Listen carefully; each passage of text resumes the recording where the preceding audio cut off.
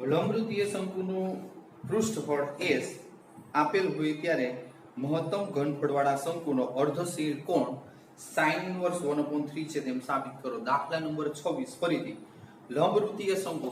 છોકરો લંબવૃત્તીય શંકુ આગળ એવું તો અહીં આ શબ્દ આવ્યો છે. ત્યાં આપણે જોઈએ કે એને ખુલ્લું શંકુ, નીચે આપણે શંકુ છે એને ઢાંકણ બંધ નથી કર્યું એવું આપ્યું છે. અહીંયા લંબવૃત્તીય શંકુનું આપણે જો કે ખુલ્લું શંકુ લઈ તો જવાબ આવતો નથી. અહીંયા લંબવૃત્તીય એટલે આપણે બંધ શંકુ લેવું પડશે. બંધ શંકુ એટલે શંકુની કુલ વક્ર સપાટીનું ક્ષેત્રફળ લેવાનું રહેશે તો જ આન્સર આવશે.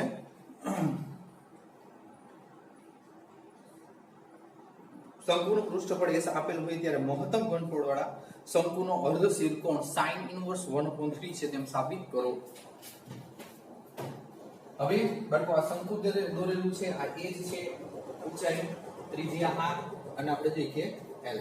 તો આપણે જોઈએ કે sin θ સામેની બાજુ છેદમાં કર્ણ, તો આપણે એને કહી શકીએ કે therefore L is equal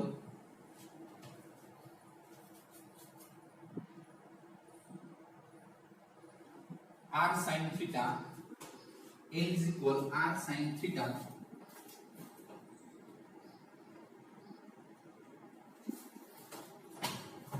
હવે તો અહીંયા આપણે જોઈએ કે પહેલું શંકુની વક્ર સપાટીનું ક્ષેત્રફળ, શંકુની કુલ વક્ર સપાટીનું ક્ષેત્રફળ S is equal, જો કુલ શબ્દ દીધો છે S, તો શંકુ માટે આપણે જોઈએ કે નીચે ઢાંકણ તળિયું pi r square plus pi r L. હવે L ને સૂત્રનો કરતા બનાવશો L બરોબર છે, તો કારણ કે જો r છે ને બે વખત છે એટલે એ સૂત્રનો કરતા નહીં બને, કારણ કે બની શકે પણ અઘરું પડે બરોબર છે. પણ આપણે જોઈએ કે L એક વખત છે તો pi r સ્ક્વેર આ બાજુ લ્યો S minus pi r square is equal pi r L. pi r છેદમાં લઈ ગયો, therefore L is equal S minus pi r square by pi r. હવે આપણે જોઈએ કે શંકુની આ પૂરું થયું. હવે શંકુનું ઘનફળ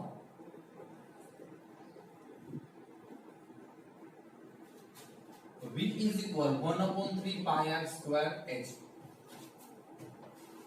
હવે આપણે જોઈએ કે પાયથાગોરસ અનુસાર શંકુ માટે પાયથાગોરસ અનુસાર h એટલે શું, તો આપણે જો L square is equal r square plus h square આ સૂત્ર લખાયું હતું પાયથાગોરસ અનુસાર. જો અહીંયા આપણે તમને આને પાયથાગોરસ લાગુ પાડશો તો જો આ કર્ણ છે આ બે બાજુ કાટખૂણા વાળી, તો જો r square plus h square r square plus h square is equal L square થશે. ઈ સૂત્ર શંકુ માટે પાયથાગોરસનું સૂત્ર છે. એમાં h ને સૂત્રનો કરતા બનાવશો, therefore h is equal શું થશે, ડાયરેક્ટ લખવું હોય તો h is equal r આ બાજુ L square minus r square શેમાં આવશે અંડર રૂટમાં. L square minus r square under રૂટમાં આવશે, અહીં કિંમત મૂકવાની થશે, therefore v is equal 1/3 into pi r square અને અંડર રૂટમાં L square minus r square. બંને બાજુ વર્ગ કરી નાખો કારણ કે સાદરૂપ સરળ પડશે અને કોઈ જાતનો ફેરફાર થતો નથી. હવે બંને બાજુ વર્ગ કરશો એટલે અહીંયા v square 1/9 pi square r raised to 4 under route નીકળી જશે L square minus r square. હવે L square minus r square તો L is equal તમારી પાસે જે છે વક્ર સપાટીના ક્ષેત્રફળથી L મળે છે, L is equal આ કિંમત મૂકી તો v square is equal 1/9 pi square r raised to 4 L square.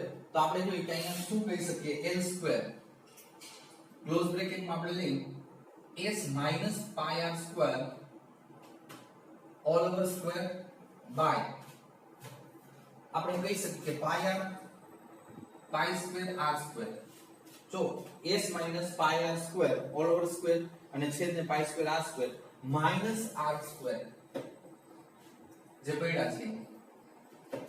હવે અહીંયા આપણે જો કે થોડુંક સાદુરૂપ દઈ pi square r raised to 4 બરોબર છે, અહીંયા ગુણાશે તો આપણે જો કે લસા થઈ ગયો તો s minus pi r square all over square અહીંયા શું આવશે બરાબર આને પૂર્ણોક્તિ લસાવેલી પછી કરીએ pi square r raise to 4. હવે આને પૂર્ણોક્તિ છોડી નાખીએ 1/9 પાઈ સ્ક્વેર જો આ ઉડી જાય છે બાળકો બરોબર છે એક વખત પાઈ સ્ક્વેર ગયા અને બે વખત આ તો અહીંયા r સ્ક્વેર વધે છે અને આને પૂર્ણોક્તિ છોડી તો પ્રથમ પદનો વર્ગ b નો ગુણાકાર એના double 2s pi r square plus pi square r raise to 4 minus pi square r raise to 4 by જો કઈ વધતું નથી છેદમાં એટલે કઈ લખવાની કઈ જરૂર નથી તો અહીંયા તમે જોઈ શકો બાળકો ઉડશે શું તો આ પાઈ સ્ક્વેર r સ્ક્વેર તો પ્લસ માઈનસ ગયા વધે શું તો આપણે કહી શકીએ કે v square is equal 1/9 r square v square is equal 1/9 r square a square minus 2s pi r square. હવે r સ્ક્વેર ને અંદર લઈ લઈએ આપણે તો 1/9 બરોબર છે 1/9 r ને અંદર લીધો બ્રેકેટ માં તો a square r square minus 2 pi s r raise to 4 બરોબર છે 4 ઘાત થઈ જશે અહીંયા જો 2 ઘાત અહીં ગુણ્યા એટલે 2 ને 2 4 ઘાત થઈ ગઈ. હવે આ પદાવલી જો r વાળી છે s તો અચળ છે તમને કહી દીધું છે ક્ષેત્રફળ તો r વાળી પદાવલી છે તો f of r first derivative હવે લઈ લેવાનું 1/9 અહીં આવશે 2x સ્ક્વેર r માઈનસ 4 અહીં આગળ 8 pi s r raise to 3 double derivative 1/9 r નીકળી જાય ખાલી 2s square minus 8 3 24 pi s r square. Ready. હવે મહત્તમ કે ન્યૂનતમ માટે આપણે શું કરશું f ડેશ r 0 લઈ લી f ડેશ r મહત્તમ કે ન્યૂનતમ માટે 0 therefore હવે અહીંયા 1/9 2 s square r minus 8 pi s r raised to 3 0 1/9 છે અહીં ગુણાશે ઉલટા થઈને 0 સાથે એટલે 0 થઈ જશે. હવે અહીંથી જે બે વખત બે માં છે સામાન્ય કાઢીને 0 કરી નાખી તો અહીંયા વધશે શું જો પેલા 2 ગયા પછી s ગયા પછી r ગયા બરોબર છે તો અહીંયા વધ્યા કેટલા 1 માઈનસ 2 આ 4 બરોબર છે 5 એમનો રહેશે. હવે s અહીં s એક વખત વધશે સોરી s આ 2 વાર ગયા અને અહીંયા માઈનસ 2 4 8 પાઈ s છે અહીંયા એકવાર ઉડી ગયા અને r ગયા એટલે r square is equal 0 therefore s is equal 4 pi r square s is equal 4 pi r square. હવે જો અહીંયા s ની કિંમત આપણને મળે છે તો r is equal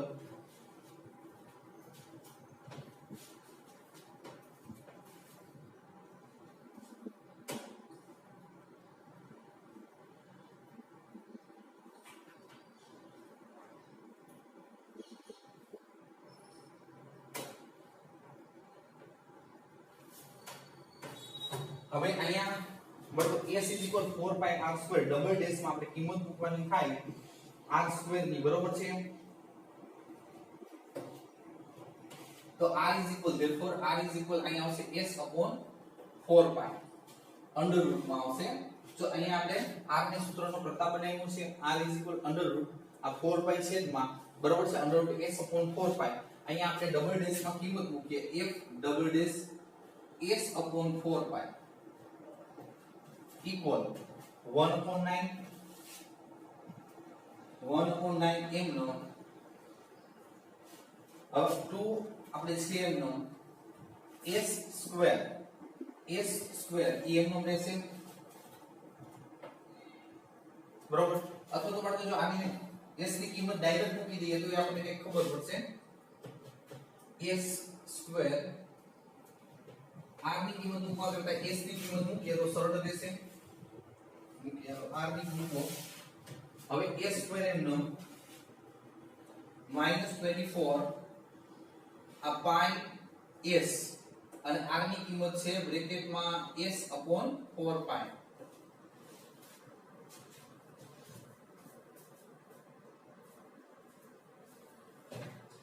હવે અહીંયા આપણે સાદુરૂપ દઈએ 1/9 આ 2a સ્ક્વેર માઈનસ આપણે જોઈએ કે 6 4 24 બરોબર છે આ પાઈ પાઈ કટ તો અહીંયા આવશે 6s સ્ક્વેર તો 1/9 minus 4s square less than 0 થશે તો આપણે કહી શકીએ કે f નું મહત્તમ મૂલ્ય મળે છે f નું કેવું હતું કે મહત્તમ મૂલ્ય મળે છે.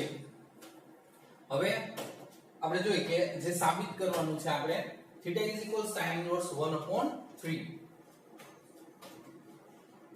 છેકવું પડશે માત્ર થોડું.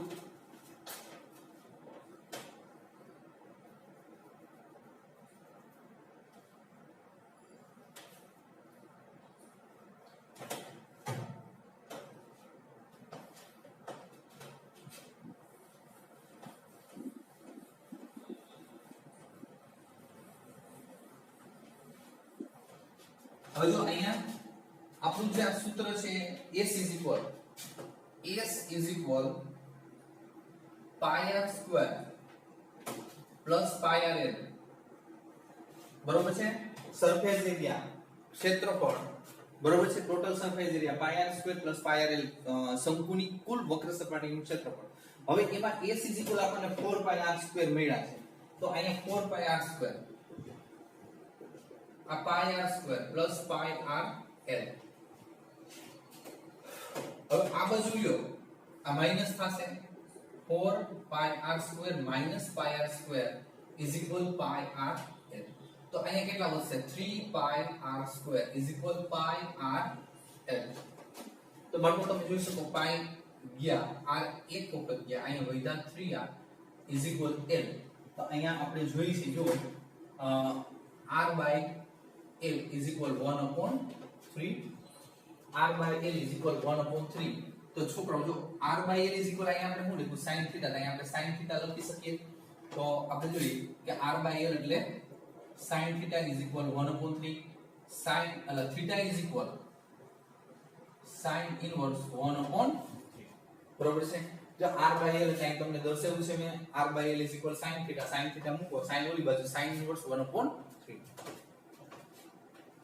હવે જોઈએ કે 26 દાખલા નંબર છોકરો દાખલો થોડોક હાર્ડ છે 2-3 વખત સમજવાનો 3-4 વાર તો લખવાનો બરોબર છે તો જ મેળ આવશે બરોબર. એક ખાસ ધ્યાન રાખજો.